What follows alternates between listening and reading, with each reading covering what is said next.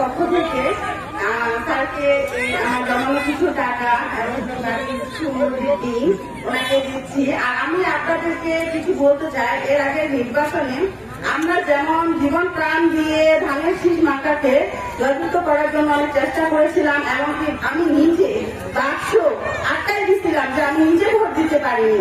এটার জন্য আমি 2 মাস যাদব বাসা থেকে বের হতে পারিনি।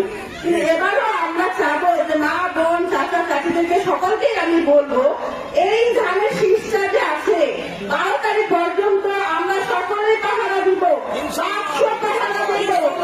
12 তারিখের পরে এটার দায়িত্ব নিবেন আলমগীর স্যার এবং তারেক রহমান ইনশাআল্লাহ।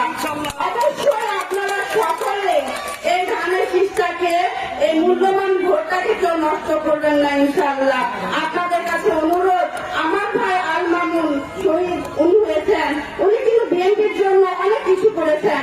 আমার ভাই একটা রাত ভালো করে বাসায় ঘুমাইতে পারে নাই, আমার ভাইকে কত জায়গায় রূপে থাকতে হয়েছে এবং কি বিয়ে করতে বিয়ে নতুন বউকে রাখতে পারবে, কিন্তু তার এই স্মৃতিগুলো আমাদের এখনো কাঁদায়।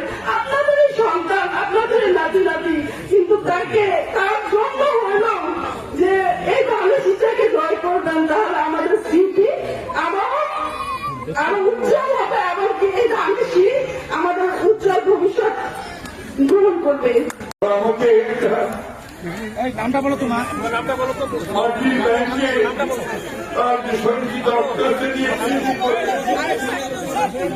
দিয়েছে আল্লাহ আমাদের সকলকে কবুল করেন, আর এই মেয়েটার সেই আকুটিকে কবুল করেন, আর আমাদের মামুন সহ আমাদের চারজন শহীদ আল্লাহ তাআলা তাদেরকে সাদাত দান করেন।